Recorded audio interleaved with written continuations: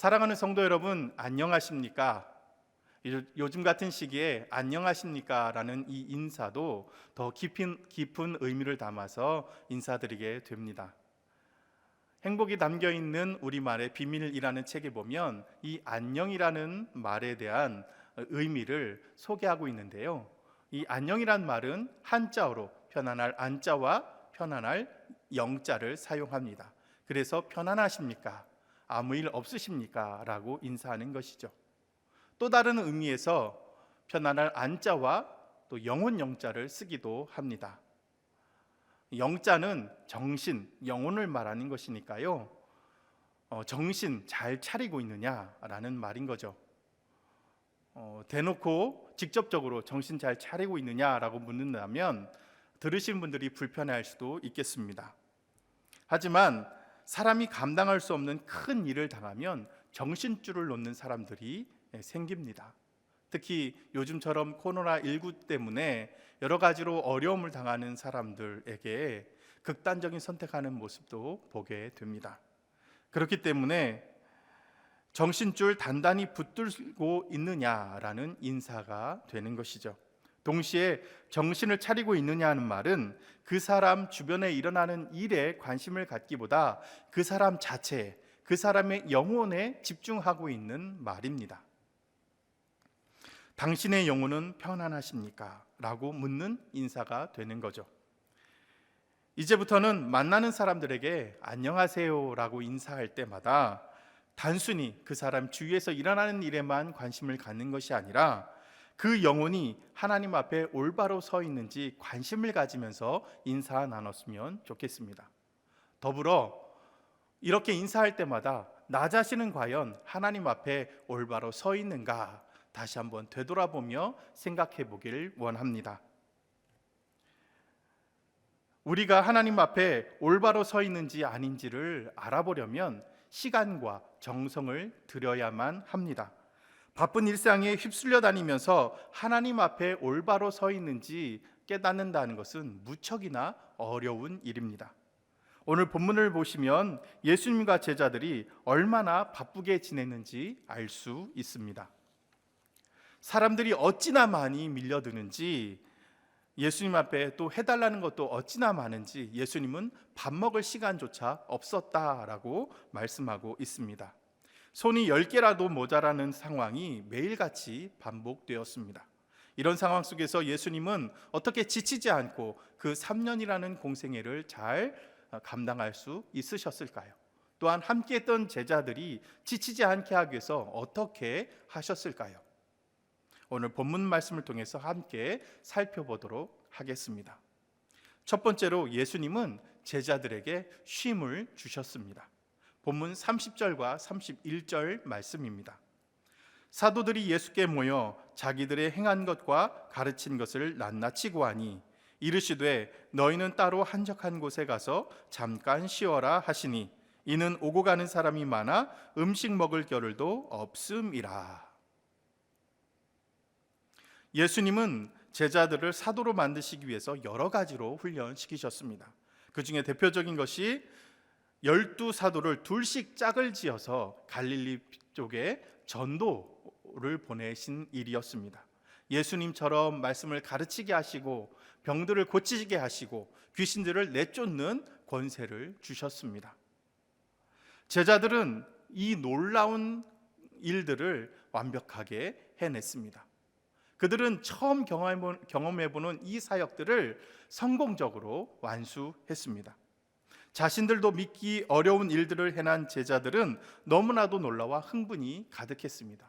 이 일들은 결코 사람의 능력으로 행할 수 없는 일이었기 때문입니다. 그래서 제자들은 한시라도 빨리 예수님께 이 사실을 알려드리기 위해서 가버나움으로 발걸음을 재촉했습니다. 제자들이 예수님 앞에 도착했을 때 예수님은 끊임없이 밀려드는 사람들 속에 여전히 파묻혀 계셨습니다.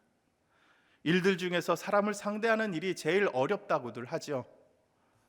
만일 여러분이 예수님처럼 쉴 새도 없이 계속해서 사람을 상대하고 있는데 여러분의 부하 직원이나 동료들을 만나게 되었다면 어떤 말을 제일 먼저 건네겠습니까? 마침 잘 왔다. 얘기는 나중에 하고 우선 일선부터 거두어 라고 말씀하지 않으시겠습니까? 그런데 예수님은 제자들의 이야기부터 들어주셨습니다. 왜요?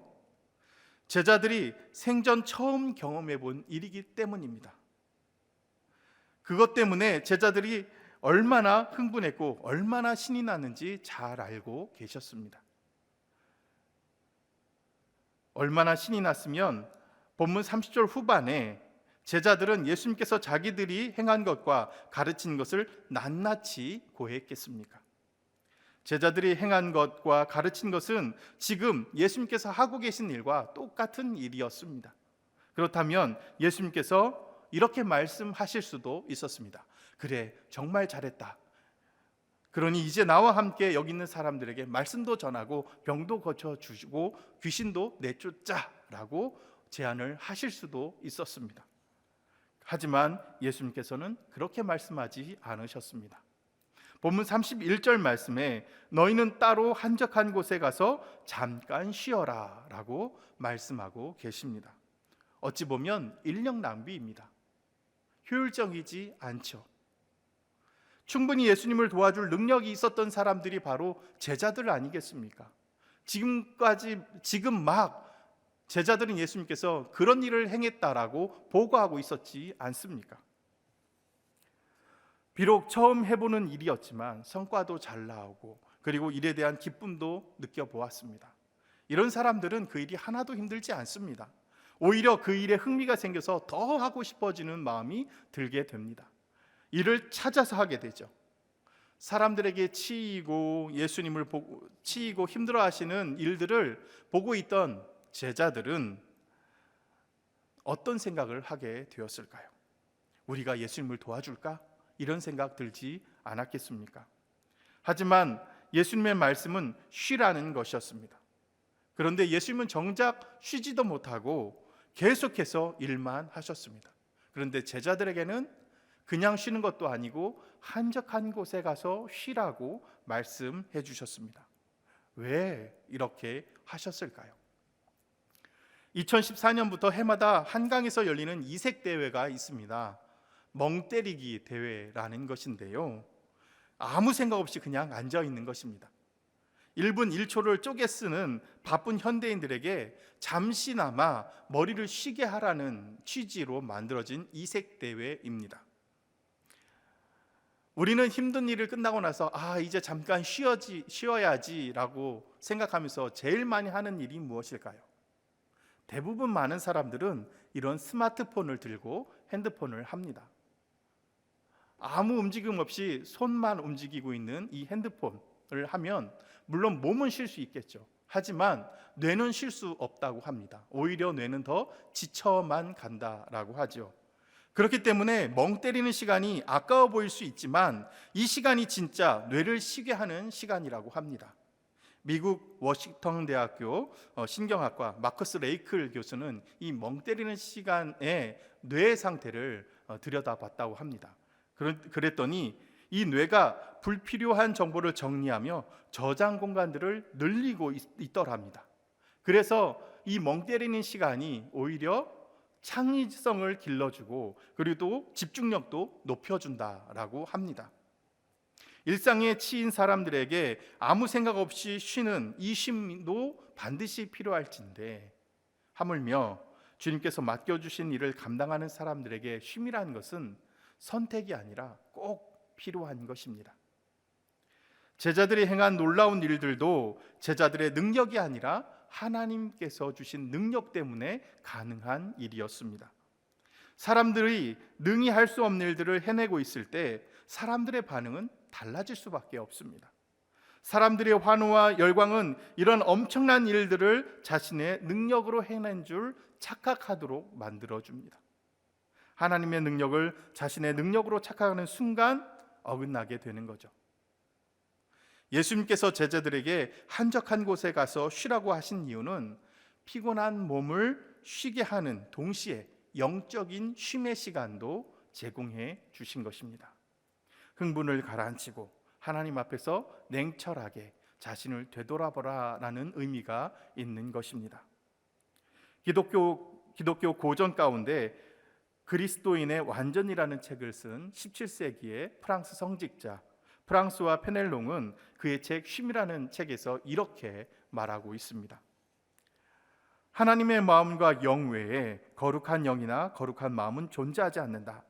만약 어떤 영이나 마음이 그 유일하고 참된 보화이신 하나님으로부터 우리를 멀어지게 한다면 아무리 그 영과 마음이 명쾌하고 유쾌하며 썩어질 보물을 얻어주는 데에 재능이 있다 할지라도 그것은 우리를 방황케 만드는 환영에 불과하다라고 말입니다. 자신이 해냈다는 사실에 만족감을 느끼고 사람들의 환호에 신경을 쓰고 자신이 행한 능력에 집중하게 하다 보면 그 마음이 하나님의 마음과 멀어지게 됩니다.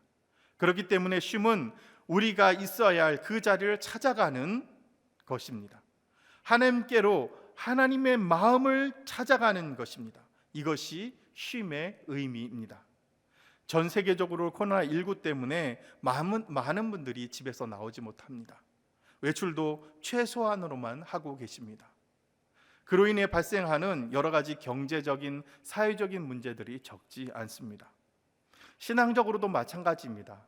우리는 함께 모이는 예배를 쉬고 있습니다. 교회 안에서 성도들을 만나기가 어렵습니다. 또 교회도 여러 가지 어려움이 있기 마련입니다.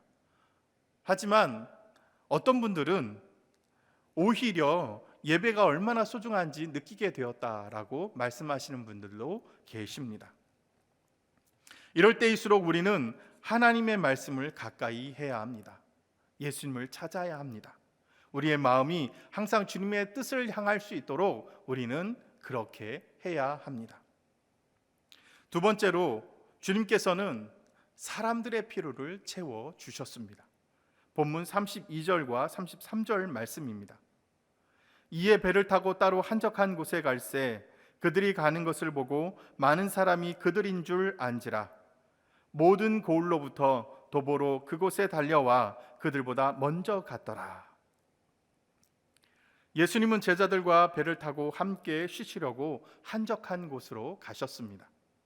하지만 예수님이 쉬셨던 시간은 배 안에서 쉬신 시간 외에 더 이상 없었습니다. 그것이 전부였습니다. 왜냐하면 배에서 내리기도 전에 많은 사람들이 예수님이 도착할 것을 알고 그 도착지에 기다리고 있었기 때문입니다. 이 사람들은 갈릴리 호수를 가로질러 가는 배보다도 더 빨리 호숫가를 둘러서 목적지에 도착한 사람들입니다.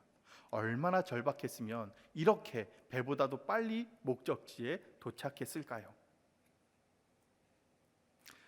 지금 당장에 무엇인가를 얻어야 하고 해결해야 되는 이 절박한 마음을 가지고 있었기 때문입니다. 그들에게 있어서 가장 급한 것들은 무엇이었을까요? 예수님의 사역에서도 살펴볼 수 있듯이 병 고치는 것, 귀신 내쫓아지는 것, 다친 것을 고치는 것, 이런 것들이었습니다. 이들뿐만 아닙니다. 우리들도 늘 급한 일과 중요한 일 사이에서 긴장 속에 살아갑니다. 많은 사람들은 급하고 바쁜 일이 우선인 줄 압니다. 왜냐하면 급한 일들은 마감의 법칙이라고 하죠. 시간의 압박이 항상 따라오기 때문입니다. 하지만 중요한 일들은 당장의 압박이 없으니 해야 할 필요가 없다고 생각이 들기도 합니다. 그래서 늘 급한 일에 쫓겨 허겁지겁 살게 되는 것이죠. 성도에게 있어서 중요한 일은 말씀 묵상하고 예배하고 기도하는 일입니다. 그런데 그 일들을 잘 못하는 성도들이 많이 있습니다. 왜 그럴까요? 급한 일들 때문입니다. 출근 시간이 급합니다. 시간 맞춰 밥을 해야 되는 일이 급합니다. 빨래가 밀리면 안 됩니다. 또 친구들을 만나가는 외출 시간에 늦으면 안 됩니다. 이러한 일들은 당장 하도록 시간의 압박이 밀려옵니다. 그래서 중요한 일들을 미루어버리고 이런 급한 일부터 하게 되는 것이죠. 이런 일들이 자꾸 반복하게 되면 TV 드라마 보는 일보다 예배하고 기도하는 일들이 뒤로 밀려나게 되게 됩니다. 요즘은 인터넷 스트리밍 서비스들이 매우 잘 발달되어 있죠. 그래서 드라마 같은 것들을 한 편 한 편 보는 것이 아니라 시리즈로 한 번에 끝까지 보는 경우들이 많이 있습니다. 한참을 보다가 큐티 시간, 기도 시간이 됐습니다. 그러면 어떻게 생각이 들까요? 지금까지 봤던 거 잠시 끊고 예배하고 기도하고 큐티하고 들어와서 다시 보는 사람이 많을까요? 아니면 보던 거 끝까지 다 보고 큐티를 하겠다고 생각하는 사람이 많을까요? 아마 후자의 경우가 많이 있을 것입니다. 조금만 더 보면 끝이 나는데 그때 해야 되겠다라는 생각을 많이들 할 것입니다. 정작 그 드라마를 다 보고 나면 피곤함이 밀려옵니다. 너무 피곤하다. 이제 좀 자고 내일 아침에 하자 라고 한다면 계속해서 이런 큐티와 기도하는 시간들이 뒤로 밀려버릴 수밖에 없는 것이죠. 대개 사람들이 이렇게 급한 일을 따라서 허겁지겁 사는 사람들이 많이 있습니다. 이렇게 급한 일만을 따라가다 보면 아무것도 아닌 일들이 중요한 일들을 뒤로 밀어버리게 하고 기억나지 못하도록 만들게 합니다.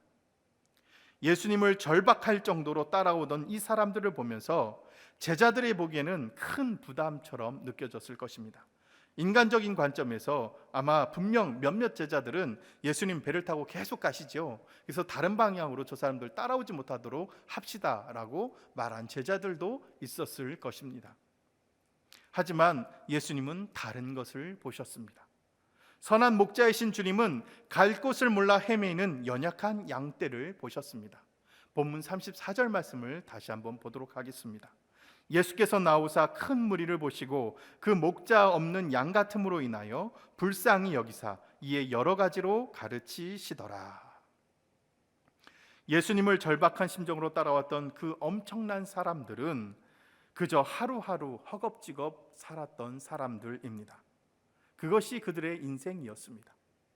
지금도 자신들의 급한 일을 해결받기 위해서 예수님을 절박하게 찾고 있었던 것이죠. 예수님은 그들의 모습을 통해서 옛날부터 지금까지 참 목자 없이 살아간 그 사람들을 정말 불쌍한 마음으로 바라보셨습니다. 참된 영적 지도자를 만나지 못한 채 목적 없이 방황하며 살아온 그 모습을 보면서 너무나도 안타까워 하셨습니다. 그래서 그들에게 급한 것보다는 중요한 것을 베풀어 주셨습니다. 예수님 자신이 참 목자가 되어 주시는 것입니다. 참 목자로서 수많은 무리에게 하나님의 말씀을 가르쳐 주기 시작하셨습니다. 저녁이 될 때까지 예수님의 가르침은 계속되고 계속되었습니다. 누가복음에서는 이 예수님의 가르침이 하나님 나라에 대한 것이다 라고 일러주고 있습니다. 누가복음 9장 11절 말씀입니다. 무리가 알고 따라왔거늘 예수께서 그들을 영접하사 하나님 나라의 일을 이야기하시며 병 고칠 자들을 고치시더라. 예수님께서 목자 없는 양같이 갈 바를 알지 못하며 헤매는 자신의 양들을 가르침을 통해서 하나님 나라로 이끄셨습니다. 이것은 급한 일이 아니라 중요한 일이었습니다. 예수님은 이 중요한 일을 마치신 다음에야 비로소 그들의 급한 일들을 해결해 주셨습니다. 바로 그들의 배고픔을 해결해 주시는 일이었습니다. 사랑하는 성도 여러분, 지금까지 급한 일, 바쁜 일을 선택하셨습니까? 아니면 중요한 일을 선택하셨습니까? 예수님은 이렇게 말씀하셨습니다. 그러므로 염려하여 이르기를 무엇을 먹을까, 무엇을 마실까, 무엇을 입을까 하지 말라.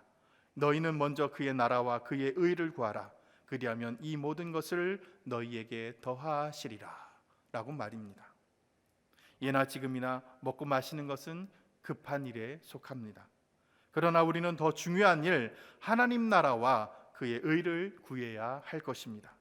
우리는 일부러라도 시간을 내어서 이 더 중요한 일을 먼저 해야 합니다. 수많은 사람들이 예수님을 찾았지만 저마다 급한 일을 해결받기 위해서 찾아온 것뿐입니다. 어느 누구도 중요한 일에 관심이 있어서 예수님을 찾아온 사람들은 없었습니다. 예수님 보시기에 그들은 그저 목자 없는 양떼와 같았습니다. 양들에게 목자는 급할 때만 필요한 존재가 아닙니다. 늘 필요한 존재이죠. 목자는 양떼들의 급한 일만 처리해 주는 존재가 아니라 그들에게 중요한 것을 베풀어 주는 존재입니다.